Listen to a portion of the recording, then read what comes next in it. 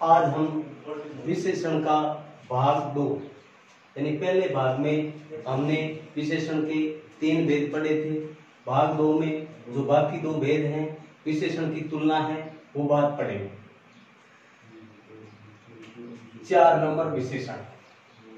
4 number विशेषण का नाम है सार्वनामिक या संकेतवाचक विशेषण। सार्वनामिक या संकेतवाचक विशेषण वे विशेषण शब्द जो संज्ञा शब्द की ओर संकेत के माध्यम से, यानी ये विशेषण शब्द क्या करेंगे, संज्ञा शब्द की ओर संकेत इशारा करेंगे, संकेत के माध्यम से विशेषता प्रकट करते हैं, संकेतवाचक विशेषण कहलाते हैं।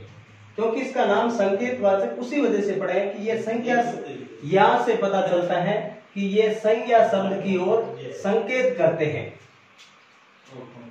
चूंकि ये सर्वनाम शब्द भी होते हैं, इनको सार्वनामिक शब्द विशेषण क्यों कहते हैं? चूंकि ये सर्वनाम शब्द भी होते हैं जो विशेषण की तरह प्रयुक्त होते हैं। यानी वास्तविक रूप से देखें, यदि हमें देखने में मिलेगा तो ये सर्वनाम लगेंगे, लेकिन यहाँ ये विशेषण की तरह प्रयुक्त होंगे, उस वजह से इन्हें सार्वनामिक विशेषण भी कहते हैं। ये, वह, ये, वे, इस, उस, कोई, किसी, कुछ, कौन, क्या, किस, जो, वह आदि। ये शब्द वैसे दिखने में सर्वनाम की तरह है, लेकिन यहाँ हम ये सर्वनाम है जो विशेषण की तरह प्रयुक्त हुए हैं, इस वजह से इनका नाम हमने दिया है सार्वनामिक विशेषण। कई वाक्य है इसके। यह पुस्तक मुझे दो, तो ये शब्द है, ये यहाँ क्या है, सार्वनामिक विशेषण है। अब हमारे दिमाग में ये आएगा कि ये सर्वनाम क्यों नहीं हो सकता, क्योंकि इसमें यदि हम ये ध्यान रखेंगे कि संज्ञा से ठीक पहले यदि कोई सर्वनाम शब्द लगा हुआ है तो वो सार्वनामिक विशेषण कहलाता है।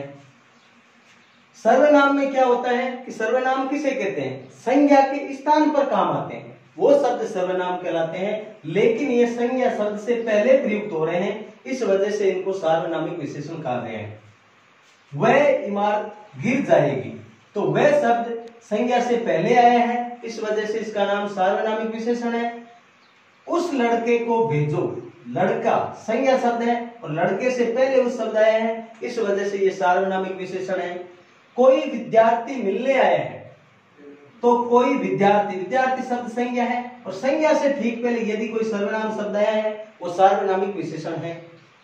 यह लड़की बहुत बुद्धिमती है, तो लड़की शब्द संज्ञा है और संज्ञा से पहले ये शब्द आया है, तो ये सार्वनामिक विशेषण हो गया। उस देवी को मैं आज भी याद करता हूं, देवी संज्ञा शब्द है, संज्ञा से पहले आया है जो सर्वनाम, इस वजह से ये सार्वनामिक विशेषण हुआ है। क्योंकि ये परिभाषा में कह रहा है कि सर्वनाम शब्द जो विशेषण की तरह प्रयुक्त हो रहे हैं, दिखने में सर्वनाम है लेकिन वास्तविकता में ये विशेषण का काम कर रहे हैं यहाँ। अब हम बात करें सर्वनाम की, जैसे ये बहुत बुद्धिमती है, तो ये शब्द यहाँ सर्वनाम है, न कि सार्वनामिक विशेषण या निश्चयवाचक सर्वनाम है, क्योंकि इसके ठीक बाद संज्ञा शब्द नहीं है। हमें यही ध्यान में रखना है, इस वजह से ये निश्चयवाचक सर्वनाम हुआ है। उसको मैं आज भी याद करता हूं, तो उसको ये जो सर्वनाम है, क्योंकि ये संज्ञा के स्थान पर काम में लिया गया है, इस वजह से इसी वाक्य में निश्चयवाचक सर्वनाम का प्रयोग हुआ है। अब हम 5वां भेद पढ़ने जा रहे हैं।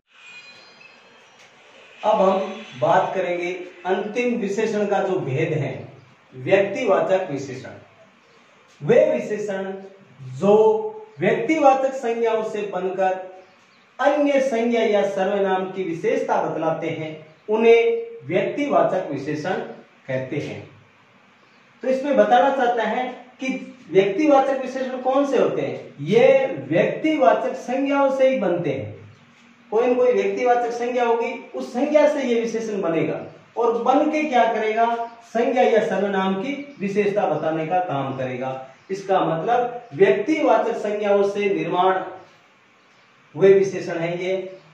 जैसे भारतीय सैनिक, तो भारत क्या है, व्यक्तिवाचक है, भारत से भारतीय सैनिक जो बना, ये व्यक्तिवाचक विशेषण। जापान से जापानी खिलौने, जयपुर से जयपुरी रजाइयां, जोधपुर से जोधपुरी जूती, बनारस से बनारसी साड़ी, कश्मीर से कश्मीरी सेब, बीकानेर से बीकानेरी भुजिया। इसके उदाहरण, भारतीय जनता का लोकतंत्र में विश्वास है। तो भारत से क्या बना? भारतीय, भारतीय जनता, भारतीय जनता का लोकतंत्र में विश्वास है। बीकानेर से बन गया ये बीकानेरी, बीकानेरी भुजिया सारे विश्व में प्रसिद्ध है। जोधपुर से जोधपुरी, जोधपुरी जूती पूरे विश्व में प्रसिद्ध है। भारत से भारतीय, भारतीय सैनिक बहादुर हैं। तो व्यक्तिवाचक विशेषण है जो व्यक्तिवाचक संज्ञाओं से ही बनते हैं। अब हम बात करेंगे विशेषण के भेदों के बाद विशेषण की भी अवस्था होती है, विशेषण की अवस्थाएं होती हैं। विशेषण की तुलनात्मक स्थिति को विशेषण की अवस्था कहते हैं। यानी विशेषणों का जो मतलब तुलनात्मक स्थिति होती है उसके आधार पर विशेषण की अवस्थाएं मानी जाती हैं। विशेषण की अवस्थाएं हैं 3। जैसे विशेषण के भेद पढ़े थे हमने 5, इसी तरीके से हम विशेषण की तीनों अवस्थाएं हैं, वो किस प्रकार से तीनों अवस्थाओं का निर्माण होता है वो बात अब पढ़ेंगे। अब हम विशेषण की जो अवस्था की बात कर रहे थे, 3 अवस्थाएं होती हैं। तीनों अवस्थाओं के नाम, परिभाषा और विशेषण कैसे बनाए जाते हैं। मूलावस्था, विशेषणों का मूल रूप आता है, यानी इसमें विशेषण का जो मूल रूप है वही रहता है। इस अवस्था में तुलना नहीं होती, इसमें न तो दो व्यक्तियों वस्तुओं के मध्य कोई तुलना नहीं होती। सामान्य विशेषताओं का जहां उल्लेख होता है वहां मूलावस्था मानी जाती है। राम सुंदर है, तो इसमें सामान्य विशेषता है कि राम है वो सुंदर है। सामान्य विशेषताओं का जहां उल्लेख है वो विशेषण की मूलावस्था मानी जाती है। विशेषण की दूसरी अवस्था होती है उत्तरावस्था। जब दो व्यक्तियों या वस्तुओं के बीच, यानी दो व्यक्तियों या दो वस्तुओं के बीच अधिकता या न्यूनता की तुलना की जाती है, यानी अधिकता और न्यूनता की जहां तुलना की जाती है वहां उत्तरावस्था होती है, तब उसे विशेषण की उत्तरावस्था कहते हैं। राम श्याम से सुंदर है, यानी एक व्यक्ति को दूसरे व्यक्ति से सुंदर बताया गया है, तो दो के मध्य जहां तुलना होती है वो अवस्था होती है उत्तरावस्था। अब तीसरी अवस्था होती है उत्तमावस्था।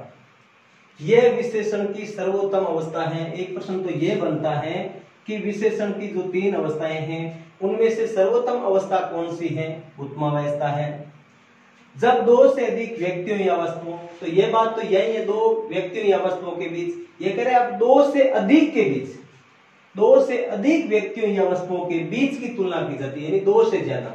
2 तक तो उत्तरावस्था में आता है और 2 से ज्यादा व्यक्तियों के बीच की तुलना की जाती है वो उत्तमावस्था में आता है। और उनमें से एक को निम्न या श्रेष्ठता या निम्नता दी जाती है, उसी का नाम उत्तमावस्था है। राम सबसे सुंदर है, मतलब काफी लड़के बैठे हैं उनमें से राम को सुंदर बताया गया, यानी तो अब हम कह सकते हैं जहां सामान्य विशेषताओं की बात की जाती है वो मूलावस्था होती है, जहां 2 व्यक्तियों के मध्य तुलना की जाती है वो उत्तरावस्था होती है, जहां 2 से अधिक व्यक्तियों या वस्तुओं के बीच तुलना की जाती है वो उत्तमावस्था होती है। इसका निर्माण, यानी मूलावस्था, उत्तरावस्था और उत्तमावस्था का निर्माण कैसे किया जाता है या हम कैसे बना सकते हैं? जैसे प्रिय मूलावस्था है, सामान्य विशेषता है, यदि उत्तरावस्था बनानी है तो इसके आगे तर प्रत्यय लगेगा, तर, और उत्तमावस्था बनानी है तो तम प्रत्यय लगेगा। मूलावस्था सामान्य विशेषता है सुंदर, यदि हमें उत्तरावस्था बनानी है तो तर, और उत्तमावस्था बनानी है तो तम प्रत्यय का प्रयोग किया जाता है। इस तरीके से हम आगे और भी विशेषण बना सकते हैं तर और तम प्रत्यय लगाते हुए।